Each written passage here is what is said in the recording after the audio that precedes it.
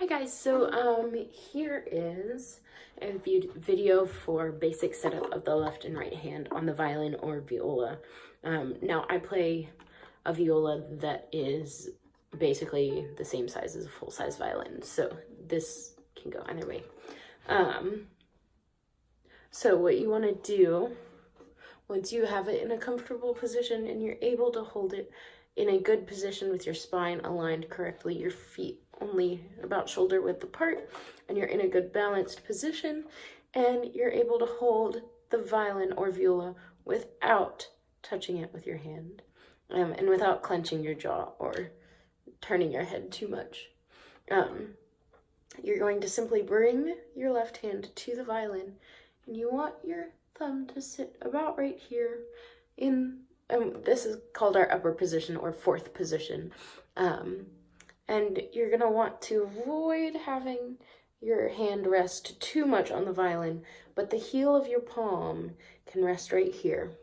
And as far as your fingers go, we wanna make sure that they are nice and arched. So while they're nice and arched and your wrist is straight, but not like this, not like this, because we don't want pizza serving hands, but we also don't want inflexible, uncomfortable looking hands. We want a nice flexible wrist, so I could come over and correct your wrist, or I could come over and bend it whatever way I want without you kind of having muscle against it. So we don't want it to be tense. We don't want to see the tendons in your wrist.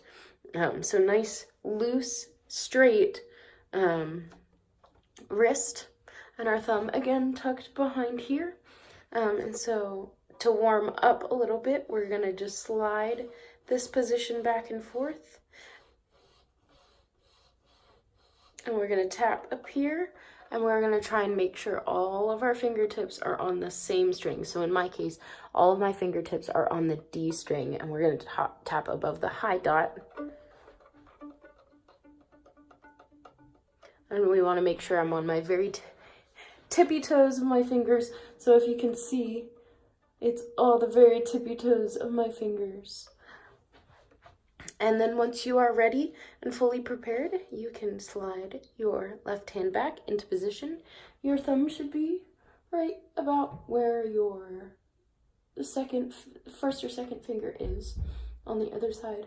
We want to go ahead and tap a couple times just to make sure that our thumb is nice and loose.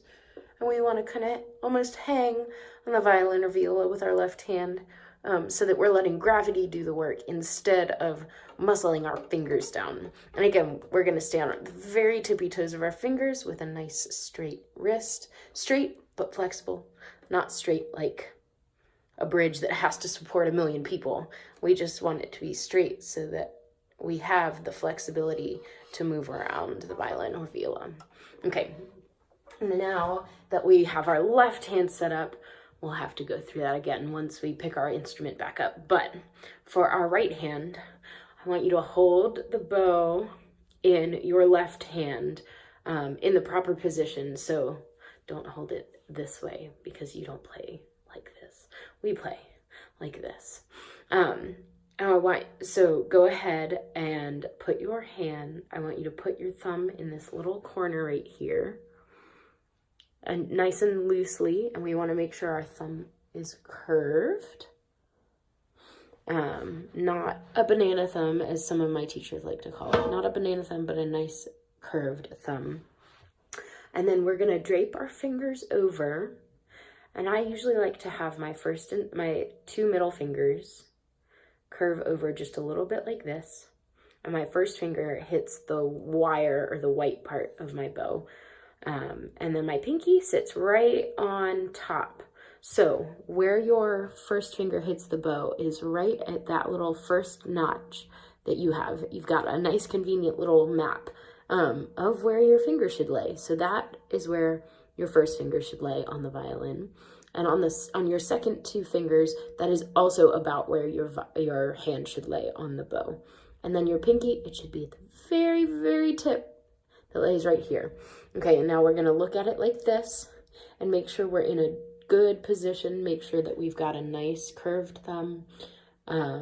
nice curved fingers. We don't want straight fingers because then they're not flexible. They may look about right, but we want them to be nice and curved so that they're flexible. And then while you're holding, make sure to tap your pinky on top just so we make sure it's in the right spot. Another way to go about this is if you make a little bunny rabbit or a llama. Some of my students like to call it a llama. And he has these nice little bunny, he's got little ears, and his thumb sits like right about where your fingertips are.